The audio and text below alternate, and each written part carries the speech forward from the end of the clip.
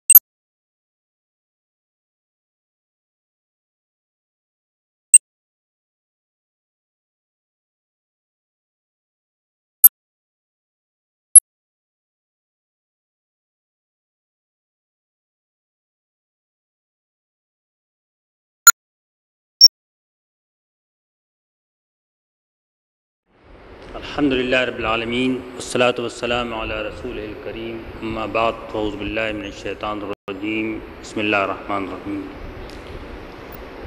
برادران عزیز، زندگی کی سب سے سنگین حقیقت موت ہے۔ اس میں اختلاف ہو سکتا ہے کہ موت کے بعد کیا ہوگا، زندگی کیا ہے، لیکن اس میں اختلاف کی کوئی گنجائش نہیں ہے کہ ہر انسان کو مرنا ہے، اور موت کے معنی یہ ہے کہ انسان کی قدرت اپنے جسم پر، اپنے وسائل پر، اپنے مال پر، اپنے رشتوں پر ختم ہو جائے گی، منقطع ہو جائے گی۔ کافر ہو یا مسلمان، کوئی اس کے بعد نہ اپنی چیک بک پہ دستخط کر سکتا ہے، نہ اپنے مکان میں رہ سکتا ہے، نہ اپنے رشتہ داروں کے ساتھ ملنا جلنا کر سکتا ہے۔ گویا مہلت عمل ختم ہو جائے گی۔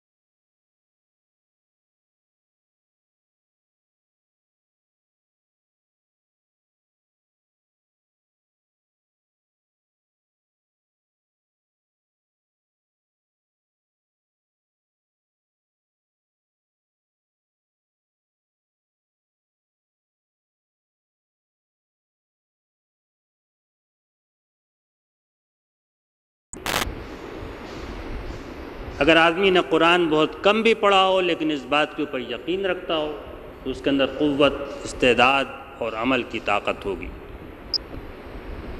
اور کوئی آدمی روز قرآن پڑھتا ہو اور اس کا درس دیتا ہو اور اس کا حافظ ہو لیکن اس یقین سے محروم ہو تو وہ عمل کی استعداد و قوت سے محروم ہوگا۔ چنانچہ آج درس قرآن کے لیے میں نے اسی سے متعلق ایک قرآن مجید کا حصہ منتخب کیا ہے جو سورہ المومنون کے آخر میں آتا ہے۔ فرمایا کہ اعوذ باللہ من الشیطان الرجیم، بسم اللہ الرحمن الرحیم، حتی اذا جاء احدهم الموت قال رب ارجعون لعلی اعمل صالحا فیما ترک کلا انہا کلمۃ هو قائلها ومن ورائہم برزخ الی یوم یبعثون۔ یہاں تک کہ جب ان میں سے کسی کو موت آ پکڑتی ہے وہ کہتا ہے میرے رب مجھے واپس بھیج دیجیے، امید ہے کہ اب میں نیک عمل کروں گا اس چیز میں جس کو میں پیچھے چھوڑ آیا ہوں۔ ہرگز نہیں، یہ تو کہنے کی ایک بات ہے جو کہنے والا کہہ رہا ہے، اور ان کے پیچھے ایک پردہ ہے اس وقت تک جب تک، اس دن تک کے لیے جس دن ان کو دوبارہ کھڑا کر دیا جائے۔ موت کے آنے کی تصویر قرآن مجید نے کئی جگہ کھینچی، جیسا میں نے کہا اس نے یاد دلایا ہے کل نفس ذائقۃ الموت، جہاں بھی ہوگے موت پکڑ لے گی، جہاں مرنا ہے وہیں مرو گے، اس سے بھاگ کوئی نہیں سکتا۔ پاس ارد گرد لوگ بیٹھے ہوں گے، کسی کے بس میں نہیں ہوگا کہ روح کو جسم سے نکلنے سے روک دیں۔ کچھ کا استقبال فرشتے کریں گے، رحمت کے خیر مقدم کہیں گے، اور کچھ کو آگ کے کوڑے مارتے ہوئے لے جایا جائے۔ اسی موت کا منظر ایک یہاں پر قرآن مجید نے اپنے انتہائی پرتاثیر انداز میں ہمارے سامنے کھینچا۔ گویا کہ ویڈیو چل رہی ہے، اگر میں جدید محاورہ اور استعارہ استعمال کروں، ایک ویڈیو چل رہی ہے، اور اگر آدمی تھوڑی دیر کے لیے ظاہر کی آنکھیں بند کر کے دل کی آنکھیں کھول کے دیکھے اور اسے اللہ تعالیٰ کے کلام پر یقین ہو تو وہ اس منظر کو تو اپنی آنکھ سے دیکھ سکتا ہے کہ موت آئی، اور کہنے والے نے جس کو موت آئی سب سے پہلے کہا کہ کاش زندگی دوبارہ واپس ملے، رب ارجعونی، میرے رب مجھے واپس بھیج دے، لوٹا دے، پھیر دے، تاکہ جو عمل کی مہلت تھی وہ مجھے دوبارہ ملے، اور جو میں چھوڑ آیا ہوں اس میں اب میں شاید نیک عمل کروں۔ لیکن عمل کی مہلت تو مقرر ہے،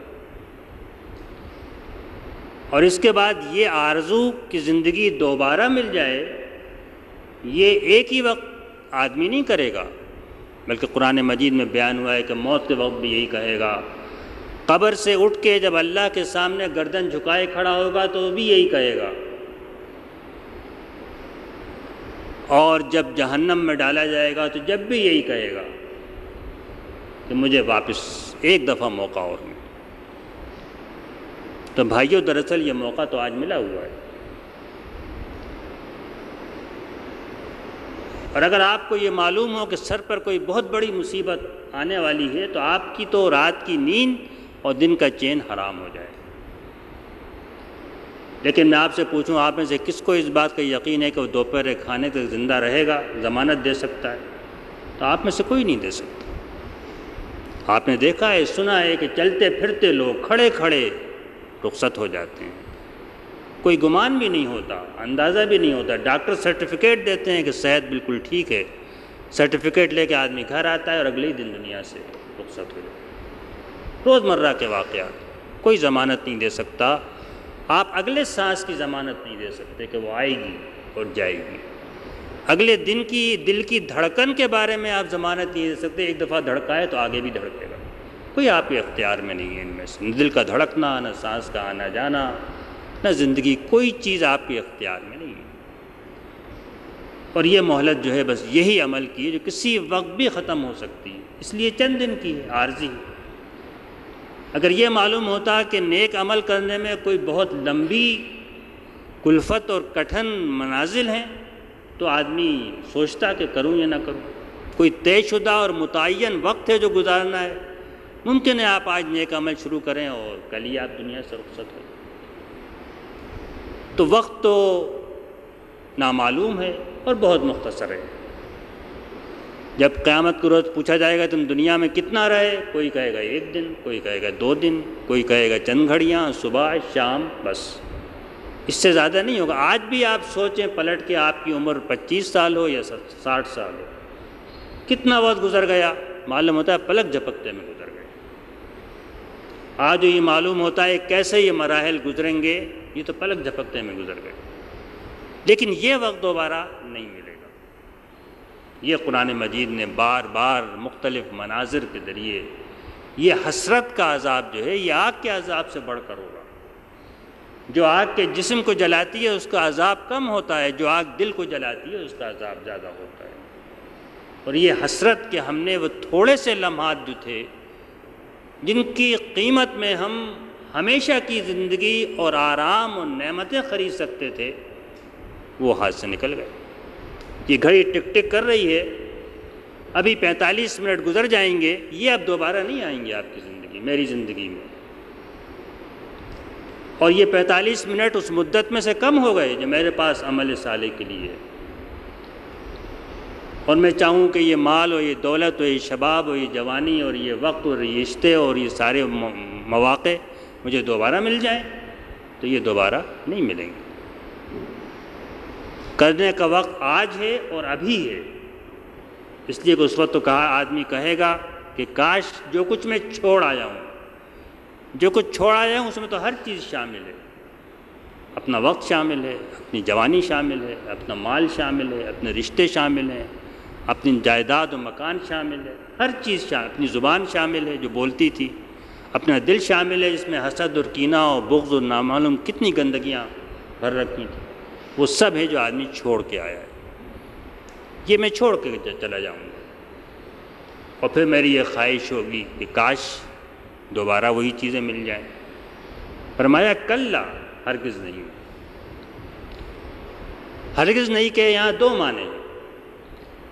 ایک معنی ہے کہ واپسی ہرگز نہیں ہو سکتی، اب کوئی امکان اس کا نہیں ہے، قطعی اس کی ہر جگہ آدمی سوچتا ہے کہ اچھا اب پھر کل کروں گا، توبہ کروں گا، موقع ملے گا، بس یہ اسی وقت تک ہے جب تک سانس آ رہی ہے اور جا رہی ہے، اور جب یہ مہلت ختم ہو گئی تو پھر کوئی مہلت و وقت نہیں ہے۔ تو کلا ہرگز نہیں، اب واپسی نہیں ہوگی۔ اور دوسرا یہ کہ ہرگز نہیں، یہ کہہ تو رہا ہے لیکن اگر واپس جائے گا تو پھر وہی کام کرے گا کہ جو پہلے کرتا تھا۔ انہا کلمۃ هو قائلها، بات ہے کہنے کی۔ آدمی روز کہتا ہے اچھا آئندہ نہیں کروں گا، دنیا میں بھی پھر کرتا ہے سب، اس کے بارے میں وہ کہتا ہے کہ میں آئندہ نہیں کروں گا، کرتا ہے، اور وہاں تو وہ عذاب کو سامنے دیکھ کے، عذاب کے فرشتوں کو دیکھ کر، حقیقت کو اپنی آنکھوں سے دیکھ کر کہے گا کہ اب میں واپس جاؤں تو نیک اعمال کروں گا۔ لیکن دنیا میں آئے گا تو پھر اس مشاہدے کو لے کر تو نہیں آئے گا۔ دنیا میں تو پورا امتحان اسی کا ہے کہ جو چیز غیب میں ہے، پردے کے پیچھے ہے، جس کو آنکھوں سے نہیں دیکھ سکتے اور جس کے بارے میں اللہ اور اس کے رسول نے خبر دی ہے، اس کے اوپر یقین کر کے اپنی عقل سے، آنکھوں سے دیکھ کر پہچان کے آدمی نیک عمل کرے۔ اور آنکھوں سے دیکھ کر نیک عمل کرنا، اس کا تو کوئی اجر نہیں ہو سکتا۔ جس چیز کو آدمی آنکھوں سے دیکھ رہا ہو، جنت دوزخ کو، یہ تو فرشتے دیکھ رہے ہیں، ان کے سامنے ہے۔ لیکن یہ کہ آدمی کا تو امتحان ہی یہ ہے کہ جو چیز یؤمنون بالغیب، اسی پر تو ساری صالح زندگی اور تقوی کی بنیاد ہے کہ غیب، جو چیز دیکھی نہیں ہے آنکھوں سے، سامنے نہیں ہے، تجربے میں نہیں ہے، وہ اتنی یقینی ہو، اس کے اوپر آدمی کام کرے، اللہ اور رسول کے اوپر بھروسہ کر کے، یقین کر کے، اعتماد کر کے۔ تو فرمایا کہ یہ تو بات ہے کہنے کی۔ وَمِن وَرَائِهِمْ بَرْزَخٌ إِلَى يَوْمِ يُبْعَثُونَ، اور اب تو ایک پردہ ہے ان کے پیچھے موت کے بعد، جو اس وقت تک رہے گا جب تک کہ یہ دوبارہ کھڑے کیے جائیں گے۔ برزخ پردے کا جو فارسی کا لفظ ہے اس کا عربی معرب کہتے ہیں کہ عربی میں وہ لفظ استعمال ہو رہا ہے. اگر بے کو آپ پے سے بدل دیں اور زال کو زے کو دال سے تو یہ پردے سے نکلا ہوا لفظ ہے. مولانا مودودی رحمۃ اللہ علیہ کی تحقیق یہ پردے کے معنی حجاب اور رکاوٹ کے ہیں برزخ کے. یعنی اب تو ایک رکاوٹ حائل ہو گئی ہے، یہ حد فاصل ہے اس دنیا اور اس دن کے درمیان جس دن اللہ کے سامنے کھڑے ہوں گے. اس کو عبور کر کے کوئی واپس نہیں لوٹ سکتا. اور یہ ایک عرصہ ہے کہ جو موت کی آنکھ بند ہونے کے بعد سے اور کھڑے ہونے تک کے درمیان جو مدت ہے وہ برزخ. اور یہ مدت جو برزخ کی ہے یہ کتنی طویل ہے آپ سمجھیں کہ لاکھوں سال تو گزر چکے ہیں، تو شاید لاکھوں سال اور گزریں گے. اتنا طویل انتظار. اسی لیے کفار قریش بار بار پوچھتے تھے کہ کب ہوگی وہ گھڑی، کب آئے گی، کب کھڑے ہوں گے. یعنی ان کو تو یہ مدت اتنی طویل لگتی تھی، اتنی ناممکن لگتی تھی کہ آخر کب جا کر یہ دنیا ختم ہوگی اور نئے سرے سے دنیا جمے گی اور عدالت جمے گی اور حساب کتاب ہوگا. اس کو تو آپ یوں سمجھ لیں آسانی کے ساتھ کہ آپ آنکھ بند کرتے ہیں سو جاتے ہیں. آپ 4 گھنٹے سوئیں، 8 گھنٹے سوئیں، ایک دن سو لیں، آنکھ کھلے گی آپ آنکھ ملتے اٹھیں گے، آپ کچھ پتہ نہیں چلے گا کتنے سویا. سونے اور اٹھنے کے درمیان کا مدت جو ہے وہ آپ کے لیے بے معنی ہے. وہ 1 کروڑ سال ہو یا 1 گھنٹہ ہو، آپ تو آنکھ ملتے ہوئے کھڑے ہو جائیں گے جیسے قرآن مجید نے نقشہ کھینچا ہے. تو یہ مدت تو کوئی معنی نہیں رکھتی، اس لیے کہ آپ کی قیامت تو اس دن واقع ہو جائے گی جس دن آپ کو موت آ جائے گی. پھر وہ قیامت جب ساری دنیا کھڑی ہوگی اس کے درمیان جو فاصلہ ہے وہ تو ایک نیند کا فاصلہ ہے. تو فرمایا من ورائہم برزخ الی یوم یبعثون. اور جب وہ دن آئے گا تو فاذا نفخ فی الصور فلا انساب بینہم یومئذ ولا یتساءلون. پھر جب سور پھونک دیا جائے گا تو ان کے درمیان تمام تعلق و رشتے جو ہیں وہ باقی نہیں رہیں گے اس دن، اور نہ وہ آپس میں ایک دوسرے سے خیریت پوچھ سکیں گے، ایک دوسرے کی خبر گیری کر سکیں گے. سور دراصل ایک آواز ہے، ایک چنگھاڑ ہے، ایک چیخ ہے. اور کیونکہ آدمی کا تصور یہ ہے کہ کوئی زوردار اگر دھماکہ ہو، آواز بلند ہو، دہشت انگیز، تو آدمی بکٹوٹ بھاگتا ہے نکل کے. تو سور کیسا ہوگا، اس کی کیفیت کیا ہوگی، یہ بھی غیب سے تعلق رکھتا ہے. اس میں تفصیل میں جانے کی اور سوالات کرنے کی کوئی ضرورت نہیں ہے.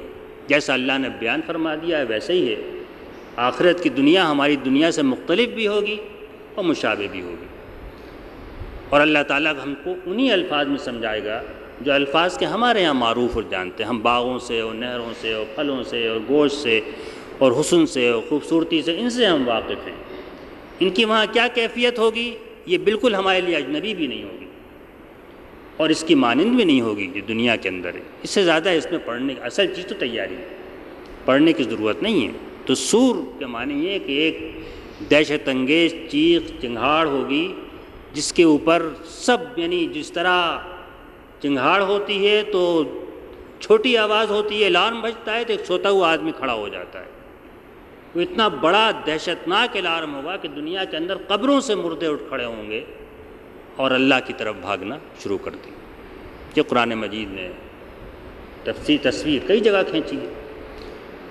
تو یہ قرآن نے یہاں پر نہیں بتایا پوری، پھر یہ بتایا جو دوسری بے کسی کی. ایک تو بے کسی یہ ہوئی کہ وقت ختم ہو گیا اور 1000 خواہش کے باوجود وہ اب آپ کے پاس دوبارہ یہ نہیں ہے. یہ آج کا دن واپس نہیں آئے گا، آج کا یہ گھنٹہ واپس نہیں آئے گا، گزرے ہوئے کئی برس واپس نہیں آئیں گے. اب تو آنے والا وقت ہے، وہی کرنے کا کام کا وقت ہے.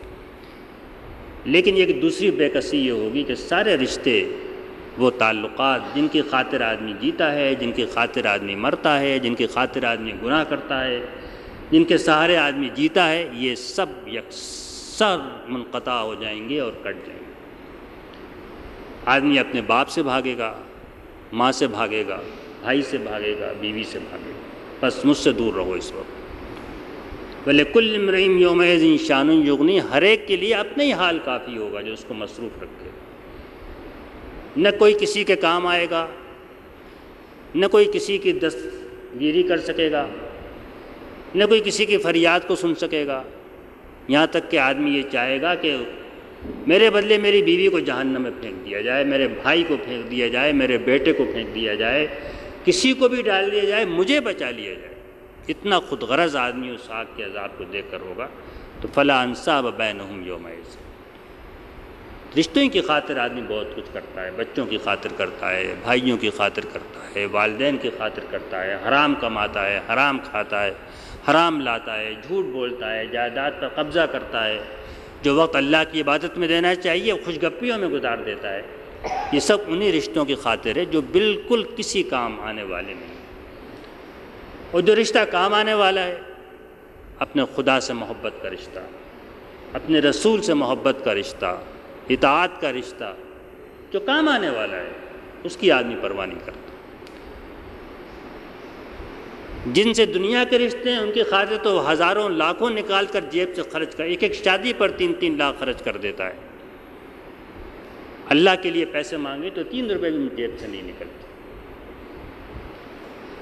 ایک 10-10 روپے کے لیے 10 دفعہ چکر کاٹنا پڑتے ہیں گھر پہ، جب جا کے جیب سے 1000 بار ڈال کے نکلتے ہیں، جبکہ اس کے بارے میں یقینی وعدہ ہے کہ 700 گنا ہو کر تو ملے گا. رشتوں کی خاطر آدمی دے دیتا ہے، شادیوں پہ کرتا ہے، مکان پہ کرتا ہے، گھر میں لوگ فروٹ لے کے آدمی روز آ جاتا ہے 100 روپے کا، لیکن دین کے لیے، اللہ کے لیے اس کی جیب نہیں کھلتی. ولا یتساءلون، اور نہ ایک دوسرے کو پوچھیں گے. یعنی اس دن تو اگر کسی کی نیکی کام آ سکتی ہو تو آدمی چاہے گا اس سے لے لے، لیکن کسی کی نیکی دوسرے کا کام نہیں آئے گی. اور اپنا بوجھ کسی اور کے سر ڈال سکتا ہو تو چاہے گا ڈال دے، لیکن کوئی کسی دوسرے کا بوجھ نہیں اٹھائے گا. سارے تو اصول ہیں جو قرآن مجید نے حقیقتیں کھول کھول کر بیان کرتی ہیں. اس دن تو ایک ہی چیز کام آئے گی، ہر چیز بے وزن ہو جائے گی، صرف ایک چیز میں وزن رہ جائے گا. سونا بے وزن ہوگا، چاندی بے وزن ہوگی، جائیداد بے وزن ہوگی، رشتے بے وزن ہوں گے، یہاں تک کہ بڑے بڑے پہاڑ جو ہیں وہ بے وزن ہو کے اڑنا شروع کر دیں گے، چلنا شروع کر دیں گے روئی کے گالوں کی طرح. اور زمین جو جمی ہوئی ہے وہ اتنی بے وزن ہو جائے گی کہ یوں گردش کرے گی، زلزلے کے عالم میں ہوگی. ہر چیز جو ہے وہ بے وزن ہوگی، صرف ایک چیز میں وزن ہوگا جس کا وزن آج آدمی محسوس نہیں کرتا، وہ نیک اعمال کا وزن. فمن ثقلت موازینہ فاولئک هم المفلحون ومن خفت موازینہ فاولئک الذین خسروا انفسهم فی جہنم خالدون. تو بس جس کی تول بھاری ہوئی، جس کی تولیں بھاری ہوئی، جس کی میزان ترازو کے پلڑے بھاری ہوئے، یہی لوگ فلاح پانے والے، یہی لوگ کامیاب ہیں، بامراد ہیں. انہوں نے تو ہر کامیابی حاصل کر لی. اور جس کی تولیں اور میزانیں اور پلڑے ہلکے ہو گئے، انہوں نے تو اپنے کو نقصان میں ڈال دیا. اب یہ ہمیشہ کہ ہمیشہ آگ میں، جہنم میں. یہ دراصل اصل وزن اس دن اس چیز کا ہوگا. آج تو وزن ان چیزوں کا ہے جو بڑی قیمتی نظر آتی ہیں، قیمت ان کی ہے، وزن ان کا ہے، طلب ان کی ہے، تگ و دو ان کے لیے ہے، کاوش ان کے لیے ہے. اور آج ان چیزوں سے بے اتنائی ہے، لاپرواہی ہے نیک اعمال سے، وہ کل وزنی ہو جائیں. نئی دنیا ہوگی، نئے زمین و آسمان ہوں گے، بدل دیا جائے گا ان زمین و آسمان کو جو کشش پر قائم ہے، گریوٹی پر، جن کے اندر کے یہ جسمانی چیزیں تل سکتی ہیں، ان کو بدل کے نئے زمین و آسمان و ترازویں قائم ہوں گی جن کے اندر وہ چیزیں نہیں تل سکیں گی، بلکہ جس کے اندر کے اعمال تلنے شروع ہو جائیں گے. اور اگر کافر ہوں گے تو ایمان، کفری ایک ایسی چیز ہے کہ جو اپنی تول کو بے وزن کر دے گی. اور اگر مومن ہوں گے تو پھر تو نیک و برے اعمال کا موازنہ ہوگا، ان کی تول ہوگی. اور جس کے بھی نیک اعمال وزنی ہوں گے، یہ نہیں کہا اس نے کہ جس کا دامن پاک ہوگا، یہ بھی یاد رکھیے. وہ لوگ جن کا دامن پاک ہے وہ انسان نہیں ہو سکتے، وہ فرشتے ہو سکتے. آدمی گناہ بھی کرے گا، نیکیاں بھی کرے گا، برے کام بھی کرے گا، اچھے کام بھی کرے گا. بحیثیت مجموعی جس کے ہاں خیر غالب ہے وہ جنت میں جائے گا، اولئک هم المفلحون۔ استغفار کرے گا تو گناہ معاف کر دیے جائیں گے، بندوں کے حقوق میں کوتاہی کرے گا، اس کی تلافی کرے گا، استغفار کرے گا، وہ بھی معاف کر دیے جائیں گے۔ اللہ کے حقوق میں کوتاہی کرے گا، اس سے معافی مانگے گا تو وہ تو مجرد استغفار پر بھی معاف کیے جا سکتے ہیں، اور بعض جگہ جہاں ضرورت ہے ادائیگی کی، وہاں ادائیگی بھی۔ لیکن یہ کہ یہ دراصل وہ چیز ہے جس کے لیے دنیا کی یہ مہلت جو ملی ہوئی ہے، جس کو ہم نہیں جانتے کب ختم ہو جائے گی، جو دوبارہ ملنے والی نہیں ہے، اس کو تو وہاں کی میزان کو بھاری کرنے کے لیے استعمال کرنا چاہیے۔ ہر لمحہ قیمتی ہے، جسم میں قوت کی ہر رمق قیمتی ہے، مال کا ہر روپیہ اور پیسہ قیمتی ہے، جس سے کہ آپ وہ دنیا کما سکتے ہیں۔ ایک چھوٹا سا کھجور کے دانے کے برابر بھی اگر اللہ کی راہ میں صدقہ دیا جائے گا تو وہ وہاں پر نہ معلوم کتنا احد کے پہاڑ کے برابر وزن اس کا ہو جائے گا۔ احد کا پہاڑ اگر پورا سونے کا ہو، اس سے زیادہ وزنی وہ ایک کھجور کے ٹکڑے کے برابر صدقہ ہو جائے گا۔ فرمایا کہ اتقوا النار ولو کان بشق تمرہ، آگ سے بچو اگرچہ وہ کھجور کا ایک ٹکڑا ہی دے کر کیوں نہ ہو، اور اگر یہ بھی میسر نہ ہو تو فبکلمۃ طیبہ، تو بھلی بات ہی کہو، اچھی بات کہو، کسی کا دل نہ دکھاؤ، معافی کا کلمہ کہہ دو، ہمت افزائی کر دو، مسکرا کے بات کر لو، یہ بھی صدقہ ہے، یہ بھی مت تل جائے گا ترازو میں جا کر۔ اور تیوری چڑھا کے بات کرنا، اور برا بھلا کہنا، اور کینہ رکھنا، اور حسد رکھنا، اور غیبت کرنا، یہ چیزیں بھی تل جائیں گی، اور یہ سارا بیڑا جو ہے غرق کر دیں گے۔ اور پھر یہ جو ان کی تول برے اعمال کی ان کو لے ڈوبے گی، فرمایا کہ وہ جہنم میں رہیں گے، اور جہنم کا بھی ایک ہلکا سا نقشہ کھینچ دیا، ایک یا بعض جگہ تفصیل سے، یہاں پر تو بس ایک چھوٹا سا نقشہ ہے، اور ایسا ہے کہ جس کے اندر جسمانی جو عذاب کی شدت ہوگی اس کی تصویر بھی سامنے آ جاتی ہے، اور جو دل کے اندر آگ جل رہی ہوگی اس کا نقشہ بھی سامنے آتا ہے۔ تلفح وجوہہم النار وہم فیہا کالحون الم تکن آیاتی تتلی علیکم فکنتم بہا تکذبون۔ آگ جو ہے وہ ان کے چہروں کو جھلس رہی ہوگی۔ چہروں کا لفظ بار بار اس لیے آتا ہے، چہروں کے بل آگ میں گھسیٹے جائیں گے، چہروں کو داغا جائے گا، چہروں کو آگ جھلس رہی ہوگی، اس لیے کہ چہرہ ہی تو آدمی کی علامت ہے، سر کاٹ دیں تو آدمی ختم ہو جاتا ہے۔ سب سے معزز اور سب سے زیادہ عزیز چیز اپنی گھنٹوں آئینے میں دیکھتا ہے، اپنے چہرے کو باہر نکلنے سے پہلے دیکھتا ہے، عورت بناؤ سنگار کرتی ہے، مرد بھی کرتے ہیں، چہرہ جو ہے وہی تو علامت ہے شخصیت کی۔ تو فرمایا اس دن وہی چہرہ آگ جو ہے وہ جلا رہی ہوگی، اور لپٹ لپٹ کے اس کو جھلس رہی ہوگی اور سیاہ کر رہی ہوگی، اور وہ اس میں پڑے اس حال میں ہوں گے کہ بد شکل ہو رہے ہوں گے۔ کالحون کے معنی بد شکل ہونے کے ہیں، کالحون کے معنی یہ ہیں کہ جیسے اوپر کی کھال اوپر کھنچ گئی، نیچے کی کھال نیچے کھنچ گئی، اور دانت نمایاں ہو گئے۔ اور سید مودودی رحمۃ اللہ علیہ کہتے ہیں، کسی نے عبداللہ بن مسعود سے پوچھا کہ اس کے کیا معنی ہیں؟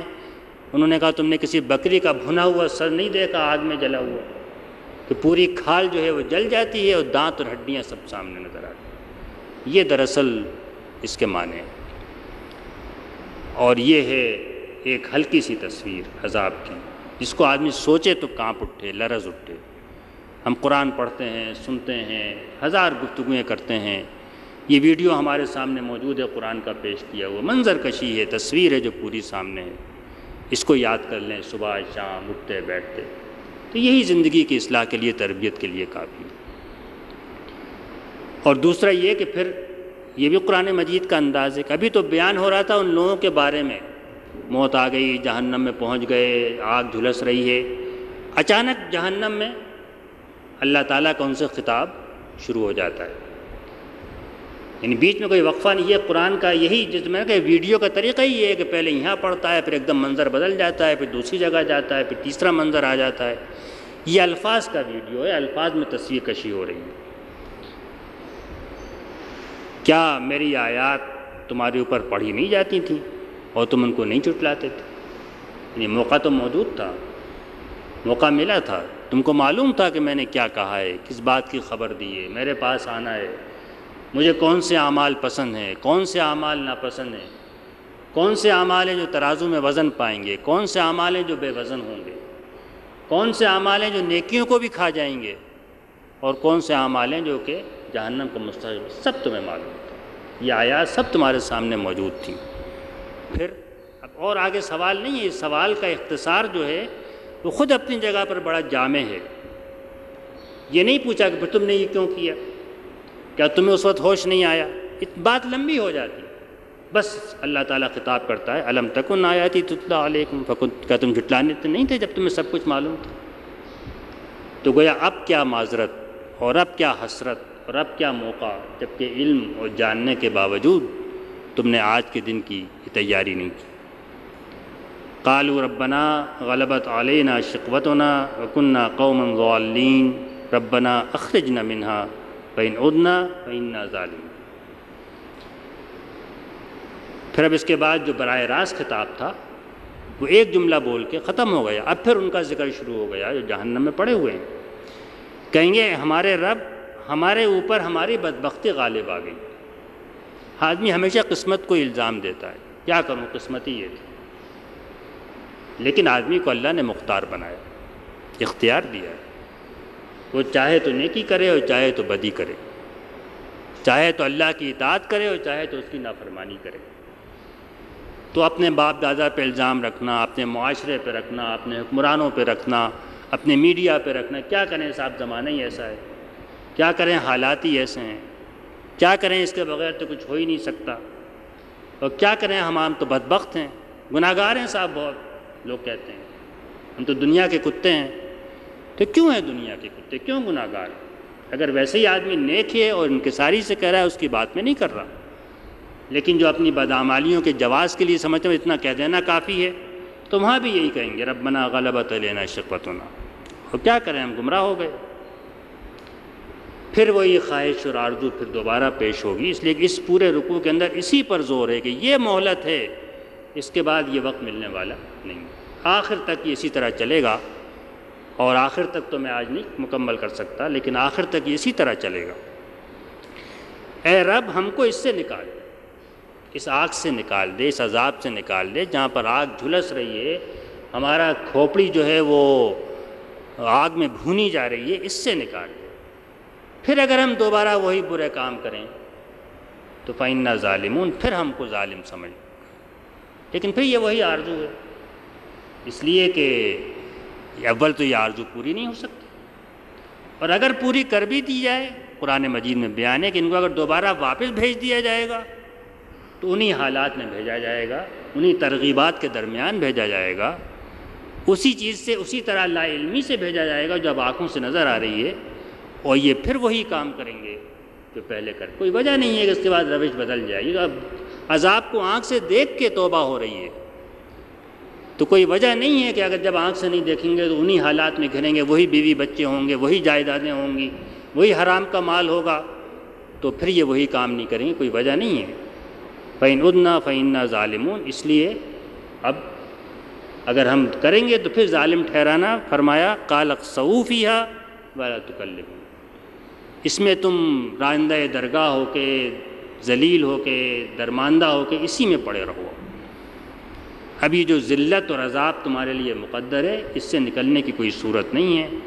اور پھر اس سے آگے جو بات کہی گئی، دراصل اس سے بڑی بات تو کہی نہیں جا سکتی، ولا تکلمون، مجھ سے اب بات مت کرو۔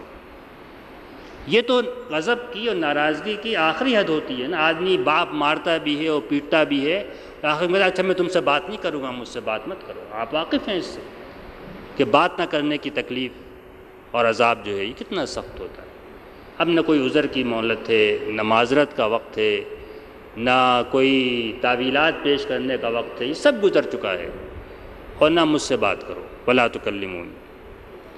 پھر آگے فرمایا کہ صرف یہی نہیں کہ تمہارے سامنے میری آیات پڑھی جاتی تھیں، بلکہ ایسے انسان بھی موجود تھے جو میری راہ پہ چلتے تھے، اور انسانوں کو دیکھ کر بھی تم سیدھی راہ پکڑ سکتے تھے، لیکن بجائے اس کے کہ تم ان کو دیکھ کر سیدھی راہ پکڑتے، نمونہ تمہارے سامنے موجود تھا۔ اس کے تم نے ان کا مذاق بنایا۔ یہ تو پاگل ہیں، دیوانے ہیں، ایک موہوم چیز کے لیے اپنی دنیا خراب کر رہے ہیں۔ اتنا عیش ہے، آرام ہے، مکانات ہیں، رشوت لے آدمی، رشوت دے اور حرام کام کھائے، کسی کی جائیداد پہ قبضہ کرے، کون پوچھتا ہے؟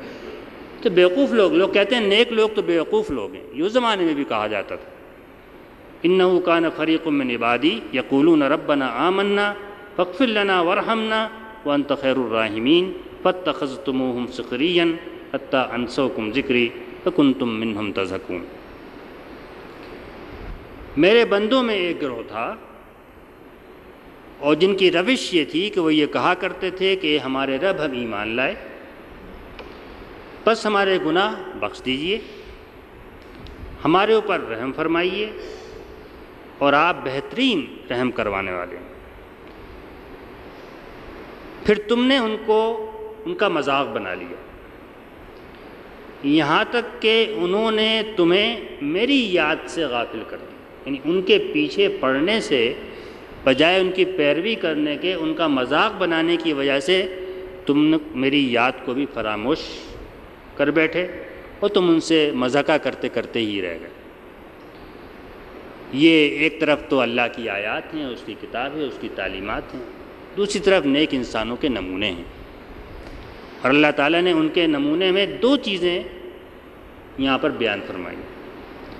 یقولون کا مطلب یہ تھا کہ وہ کہا کرتے تھے، اس کے معنی صرف زبان سے کہنے کے نہیں ہوتے ایسے مواقع پر، بلکہ اس کے معنی کہ یہ ان کی روش تھی، یہ طرز زندگی تھا، ان کی زبان پر جو بات جاری ہوتی تھی وہی دل میں ہوتی تھی اور اسی کے مطابق عمل بھی ہوتا تھا۔ ربنا آمنا، ایک تو ایمان، اللہ پر ایمان، اس سے محبت جو ایمان کا تقاضا ہے، اس پر بھروسہ اور توکل جو ایمان کا تقاضا ہے، اس کی اطاعت جو ایمان کا تقاضا ہے، اس کے رسول کا اتباع جو اس کی محبت کا تقاضا ہے، یہ سب ایمان کے اندر شامل ہے۔ اور تصدیق، جو چیز اللہ اور اس کے رسول نے فرما دی وہ سچی ہے اور کسی دلیل کی ضرورت نہیں ہے سوائے اس سے کہ اللہ اور رسول نے فرمایا، یہ بھی ایمان کا حصہ ہے۔ اور اعتماد اور بھروسہ اللہ اور اس کے رسول پر، آمنا، اس کے بعد بھی آدمی گناہوں سے پاک نہیں ہو سکتا۔ بے شمار باتیں ہوں گی جو ایمان کے تقاضوں کے خلاف ہوں گی اور ایمان کے منافی ہوں گی، اللہ کو ناپسند ہوں گی، تو پھر وہ اڑتے نہیں تھے اپنے گناہ پر، تعویل نہیں کرتے تھے، عذر نہیں کرتے تھے، بلکہ اللہ سے فوراً مغفرت، اپنے گناہوں کی معافی مانگتے تھے اور اس کی رحمت کے طلبگار ہوتے تھے۔ یہ روش اللہ نے بیان کی ہے، یہی تقویٰ کی روش ہے۔ متقی وہی ہیں جو ایمان لاتے ہیں، ایمان کے مطابق نیک عمل کرنے کی کوشش کرتے ہیں، اور کہیں لڑکھڑاتے ہیں، گر پڑتے ہیں، پاؤں پھسل جاتا ہے، آنکھ بہک جاتی ہے، ہاتھ بہک جاتا ہے، تو پھر اپنے کام پر اصرار نہیں کرتے۔ اذا فعلوا فاحشۃ او ظلموا انفسهم ذکروا اللہ فاستغفروا لذنوبہم، جب کوئی فحش کام بھی کر بیٹھتے ہیں، ظلم کر بیٹھتے ہیں، اللہ کو یاد کرتے ہیں، اس سے معافی مانگتے ہیں، اللہ تعالیٰ معاف کر دیتا ہے۔ گناہ کرتے ہیں، دل پر ایک سیاہ داغ بیٹھ جاتا ہے، پھر گناہ کرتے ہیں، دوسرا داغ، پھر گناہ کرتے ہیں، تیسرا داغ، یہاں تک کہ پورا دل سیاہ ہو جاتا ہے اور اس پر زنگ لگ جاتا ہے، پھر وہ اسی لائق ہوتا ہے کہ اس کو آگ میں جلایا جائے، کوئلہ بن جاتا ہے دل۔ کوئلے کا کیا کام ہے؟ آپ بتائیے، کوئلے کا کیا مقصد ہے؟ اس کو آگ میں جلایا جائے۔ لیکن آدمی پہلا گناہ ہوتے ہی استغفار کرتا ہے تو نور سے گناہ دھل جاتا ہے، پھر کرتا ہے، پھر استغفار کرتا ہے، پھر دل صاف ہو جاتا ہے، آئینے کی طرح چمک جاتا ہے۔ تو آدمی ایمان لائے، نیک عمل کی جتنی کوشش ہے، فاتقوا اللہ ما استطعتم، کسی سے اس کی استطاعت سے زیادہ مطالبہ نہیں ہے، تو جتنی استطاعت ہے عمل کرے، اور انسان ہونے کی حیثیت سے جہاں پر قدم لڑکھڑا جائیں، لغزش ہو جائے، گر پڑے، بھول جائے، پھر وعدے کا کچا نکلے، تو پھر اللہ سے فوراً پلٹ پڑے اور فوراً معافی مانگے۔ بس یہ تو مطلوب تھا۔ فرمایا کہ آج جو تم معذرت کر رہے ہو کہ ہم پر بدبختی غالب آ گئی اور دوبارہ موقع دے دے، یہ معذرت کا موقع تو اس وقت تمہارے سامنے نمونہ موجود تھا کہ لوگ گناہ کرتے تھے، اللہ کی طرف پلٹتے تھے، معاف کیے جاتے تھے اور پھر نیک راہ پر چلتے تھے، لیکن تم نے بجائے اس سے کہ ان کے سبق حاصل کرتے، تم نے ان کا مذاق بنا لیا کہ یہ کیا ہے، یہ تو کچھ بھی ان کو دنیا ہی نہیں آتی، یہ کیا فن جانے دنیا میں جینے کا، پاگل ہیں، بیوقوف ہیں، مجنون ہیں۔ انی جزیتہم اليوم بما صبروا انہم هم الفائزون۔ تو آج کے دن میں نے ان کو بدلہ دیا ہے اس بات کا کہ انہوں نے صبر کیا۔ صبر کے معنی ہے اپنے آپ کو کسی چیز سے باندھ دینا، کسی چیز پر جمے رہنا، کسی چیز پر خواہ مخالفتیں ہوں یا ترغیبات ہوں یا کشش ہو، اپنی اس چیز سے بندھے رہنا اور جمے رہنا۔ تو یہ جس طرح ایمان سے اور استغفار سے اور اللہ کی اطاعت سے بندھے رہے، جو مشکلات آئیں، جو پریشانی آئیں، جو شیطان کے وسوسے آئے، جو کشش آئیں، سب کو چھوڑ کر بھی یہ اسی راہ پر قائم رہے، آج میں نے ان کو اس کا بدلہ دیا۔ تو تم پھسل پڑے اور تم دنیا کے شکار ہو گئے۔ انہوں نے اپنے ایک ایک لمحے کو قیمتی جانا، اس کو کوشش کی کہ اللہ کی رضا حاصل کرنے میں، جنت حاصل کرنے میں صرف کرے، تم نے اس کو فراموش کر دیا۔ تو آج کے دن تو وہی لوگ فائز ہیں، کامیاب، انہم هم الفائزون۔ اس کے بعد کا حصہ میں صرف آپ کے سامنے مختصراً، وقت کم ہے، ترجمہ پیش کر دیتا ہوں، اور اس سے جڑا ہوا حصہ ہے۔ پھر فرمایا قال کم لبثتم فی الارض عدد السنین، تم دنیا میں جس کی خاطر تم نے یہ سارا ہمیشہ کا عذاب مول لیا ہے، اس دنیا میں تم برسوں کے کتنے برسوں کی گنتی ہے تم رہے وہاں پر، برسوں کی گنتی سے تم کتنے دن وہاں پر رہے۔ یعنی اب اللہ تعالیٰ ایک دوسرے پہلو سے ان کو ذلیل و خوار کر رہا ہے۔ وہ دنیا کی زندگی جس کی خاطر تم نے یہ ہمیشہ جہنم کا عذاب مول لیا ہے، ذرا سوچو تو کتنے برس کی زندگی تھی۔ اگر وہ برس بھی بول دیتے تو یہی کہتے بھئی 30 سال، 40 سال، 50 سال، 60 سال، 80 سال، 100 سال، اس سے زیادہ کیا بولتے، لیکن ان کو تو یہ بھی اندازہ نہیں ہے، بلکہ وہ کہتے ہیں قالوا لبثنا یوما وبعد یوم فصل العادین، ہم تو ایک دن یا دن کا بھی کچھ حصہ رہے ہیں بس دنیا کے۔ یعنی وہ پوری مدت جس کی خاطر کہ ہمیشہ ہمیشہ کا عذاب مول لیا ہے، وہ تو معلوم ہوگا ایک دن تھا، یہ ایک دن کا بھی کچھ حصہ تھا۔ اور ہم کو تو حواس باختہ ہوں گے، ہوش گمے ہوئے ہوں گے، ہم تو گن بھی نہیں سکتے، کسی نے شمار کیا ہو تو آپ اس سے پوچھ لیجیے۔ فصل العادین قال ان لبثتم الا قلیلا لو انکم کنتم تعلمون، فرمایا ہاں یہ بات تو صحیح ہے کہ تم بہت کم رہے ہو، نہیں واقعی مدت تو اتنی تھوڑی تھی، اگرچہ یہ ایک دن والی بات بھی حواس باختگی کی بات ہے، لیکن مدت بہرحال بہت تھوڑی تھی۔ کاش تم اس بات کو اسی وقت جانتے، بہت تھوڑی مدت ہے، تھوڑی مدت کا صبر ہے، تھوڑی مدت کی استقامت ہے، تھوڑی مدت کی ایمان ہے، تھوڑی مدت کی نیکیاں ہیں، اور ان کے بدلے ابدی بادشاہت ہے، ہمیشہ ہمیشہ کا آرام۔ آج تو تن ٹکے جاتے ہیں جو کل پھر کما لوں گا، کل یہی ٹکے جو ہیں یہ تو 700 گنا ہو کے اور اس سے بھی بڑا ہو کے ہمیشہ میرے ساتھ رہیں گے۔ آج تو ایک وقت کا کھانا غریب کو دینا پڑے گا، کل تو میوے اور بھنا ہوا گوشت اور رکابیاں اور سونے کے برتنوں میں اور سب میرے سامنے ہمیشہ ہمیشہ کے لیے رہے گا۔ درخت کے خوشے سامنے جھکے ہوئے ہوں گے، محلات میں رہوں گا، یہ تو ہمیشہ رہوں گا۔ لو کنتم تعلمون، تم اس کو اس وقت جانتے ہوتے۔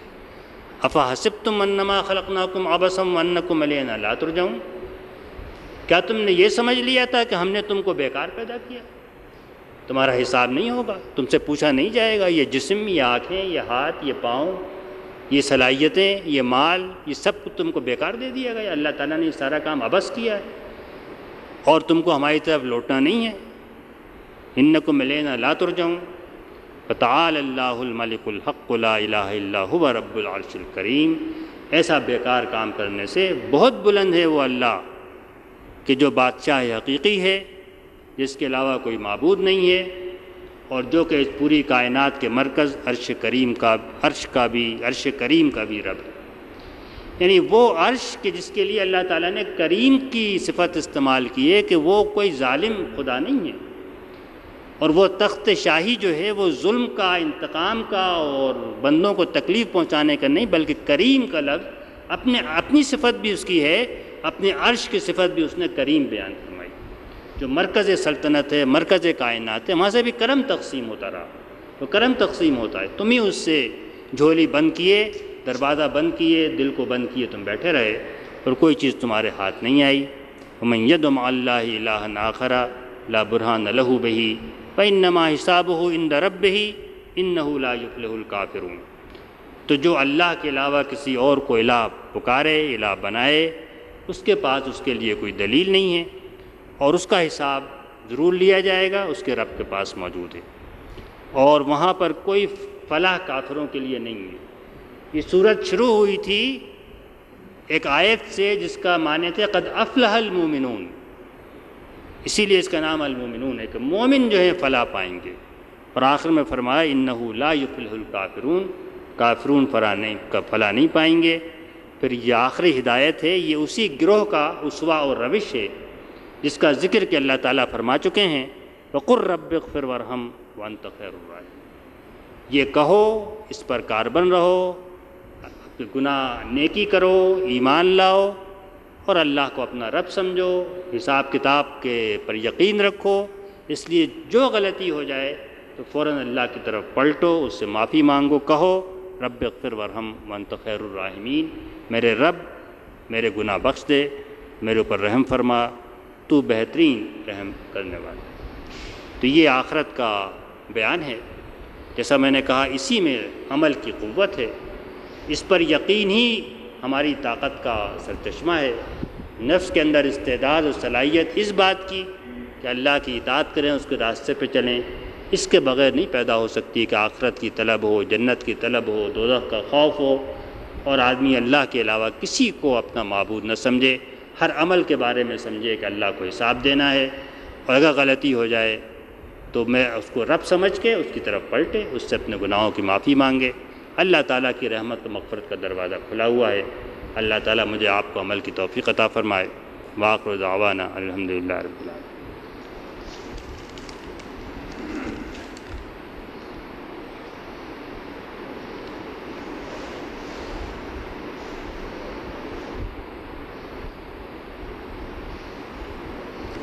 جب اللہ تعالیٰ دوزخ والوں سے خطاب فرمائیں گے، کیا اس وقت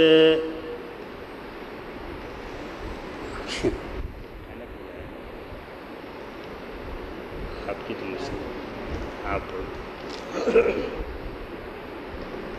جب اللہ تعالیٰ دوزخ والوں سے خطاب فرمائیں گے کیا اس وقت عذاب میں نرمی آ جائے گی اور وہ لوگ اللہ کی طرف متوجہ ہوں گے، آگ اسی وقت ان پر ٹھنڈی ہو جائے گی؟ کیا اللہ تعالیٰ کس شکل میں سامنے آئیں گے؟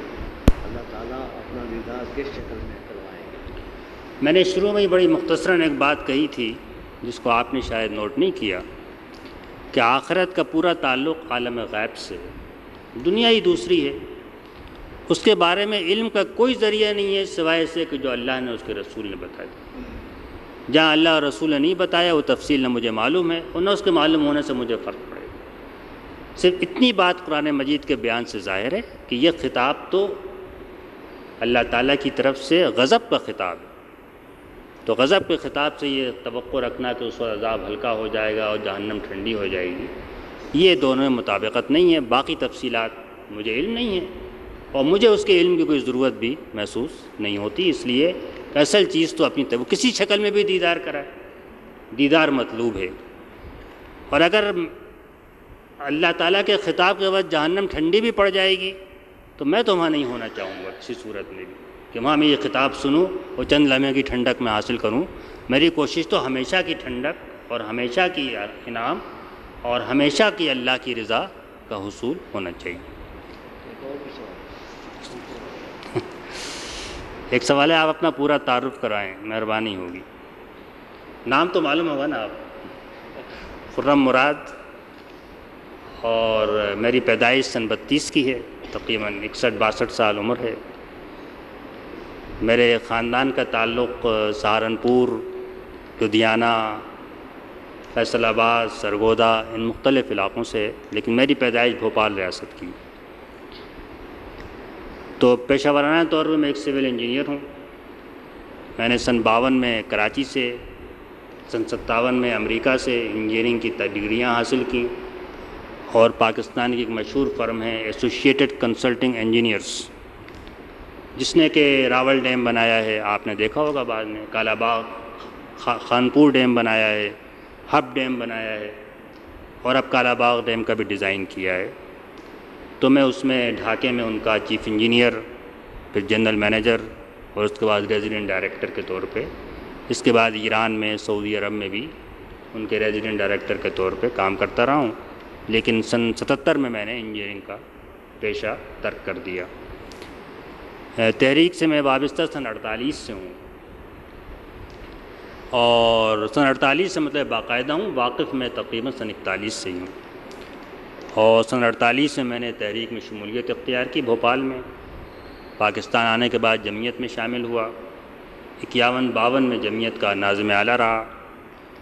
جمعیت سے نکلا تو میں نے اسی وقت جماعت کی رکنیت کی درخواست دی، لیکن چودھری غلام محمد صاحب نے کچھ اور کام میرے سپرد کر دیے، جن کی وجہ سے رکن انہوں نے نہیں بنایا، یہاں تک کہ میں امریکہ چلا گیا، ماشاءاللہ لگ گیا۔ تو ماشاءاللہ لگنے کے بعد جب ماشاءاللہ اٹھا تو میں سن 62 میں ڈھاکے میں جماعت کا رکن بنا، اور اس کے فوراً ہی بعد ڈھاکہ جماعت کی عمارت کی ذمہ داری میرے اوپر آئی، مرکزی شورا کی ذمہ داری بھی آئی، اور 70 تک میں ڈھاکہ جماعت کا بھی امیر رہا، اور مشرقی پاکستان جماعت میں بھی کام کرتا رہا۔ اس کے بعد میں 2 سال جنگی قیدی رہا، جب ڈھاکے کا سقوط ہو گیا۔ 74 میں واپس آیا تو چند مہینے ایران میں رہا، چند مہینے سعودی عرب میں رہا، اور اس کے بعد پھر میں انگلینڈ میں ایک تحریک کا ادارہ ہے اسلامک فاؤنڈیشن، وہاں میں چلا گیا، اور جب خورشید بھائی کو وزیر ہو کر یہاں پر آ گئے تو اس ادارے کو چلانے کی ذمہ داری میرے اوپر آ گئی، اور میں نے وہاں 8 سال کام کیا، اور کئی کام ہوئے نوجوانوں میں، لٹریچر کے، دعوت کے، تبلیغ کے، تربیت کی، تفصیل میں یہاں جانے کا وقت نہیں ہے۔ 86 میں واپس لاہور آ گیا۔ شروع سے ارادہ تھا کہ پاکستان بالآخر جانا ہے، اور اس وقت میرے اوپر جماعت اسلامی پاکستان کے نائب امیر کی ذمہ داری ہے۔ کوئی 20 کے قریب میری تصانیف مختلف چھوٹی بڑی انگریزی میں ہیں، اور اتنی ہی کوئی اردو میں ہوں گی، اور ترجمان القرآن کی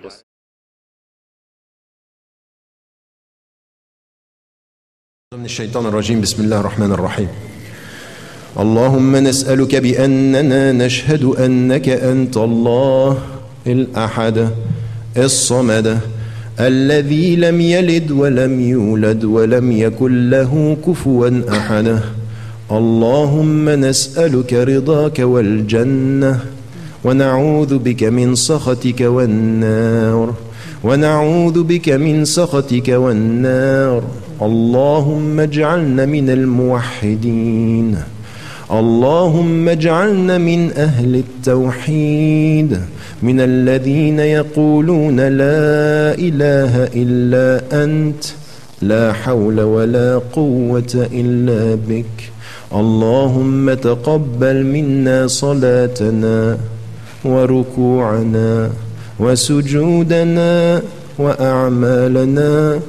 اللهم تقبل منا دعاءنا واجعلنا يا رحمن يا رحيم من المقبولين، من المحبوبين، من الربانين، من الصادقين الصابرين، يا رحمن يا رحيم يا رب العالمين. أنت رب المستضعفين، فتقبل منا أعمالنا ودعاءنا. اللهم اغفر لنا وارحمنا واغفر لنا وتب علينا وسامحنا. اللهم إنك أنت عفو تحب العفو فاعف عنا. اللهم فاعف عنا. اللهم اغفر لنا وارحمنا. أنت الرحمن، أنت الرحيم، أنت رب العالمين، أنت ربنا فتقبل منا. اللهم ارحم والدينا، اللهم ارحم والدينا ووالدي والدينا ومن له فضل علينا في الدنيا والآخرة. اللهم اغفر لجميع موتى المسلمين الذين شهدوا لك بالوحدانية ولنبيك بالرسالة وماتوا على ذلك. اللهم تقبل منهم. اللهم أنزل على قبورهم الضياء والنور والفسحة والسرور يا رحمن يا رحيم. اللهم قو إيمان إخواننا وأخواتنا في فلسطين. اللهم قو إيمانهم في فلسطين وانصرهم على عدوهم عدوك عدو الدين برحمتك عليهم يا كريم. اللهم قو إيمانهم في فلسطين وفي الشيشان وفي أفغانستان وفي المغرب وفي الجزائر وفي تونس وفي مصر وفي السودان وفي الكشمير وفي كل أرض وكل ميدان يا رحمن يا رحيم. تقبل منهم وثبت أقدامهم وأدخلهم الجنة مع الأبرار والصديقين والشهداء ورسلك الكرام يا رحمن يا رحيم. اللهم قو إيمانهم في السجون وتحت التعذيب إنهم مظلومون. اللهم عليك بأعدائنا أعدائك أعداء الدين وانصر الإسلام والمسلمين وأعل بفضلك كلمة الحق والدين يا رحمن يا رحيم يا ودود يا حليم يا رب العالمين. اللهم انصرنا على أنفسنا وطهر قلوبنا وثبت أقدامنا وتقبل منا واجعلنا من الصابرين. اللهم ألف بين قلوبنا واجعلنا يا رحمن يا رحيم إخوة في سبيلك. اللهم اجعلنا إخوة في سبيلك ووحد صفوفنا ووحد صفوفنا. اللهم نسألك حبك وحب من يحبك والعمل الذي يبلغنا حبك. اللهم نسألك حبك. اللهم نسألك حبك. اللهم اجعلنا من المحبوبين. اللهم اجعلنا من المحبوبين. اللهم اجعلنا نخشاك كأننا نراك. اجعلنا من المحبوبين. اللهم نسألك حبك وحب من يحبك والعمل الذي يبلغنا حبك يا رحمن يا رحيم يا ودود يا ودود يا ودود.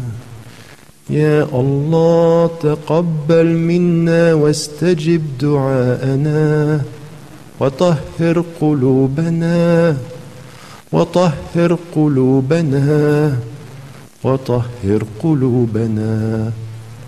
وصل اللهم على سيدنا محمد صلوات رب عليه وسلم وعلى آله وصحبه وسلم تسليما كثيرا. سبحان ربك رب العزة عما يصفون وسلام على المرسلين والحمد لله رب العالمين.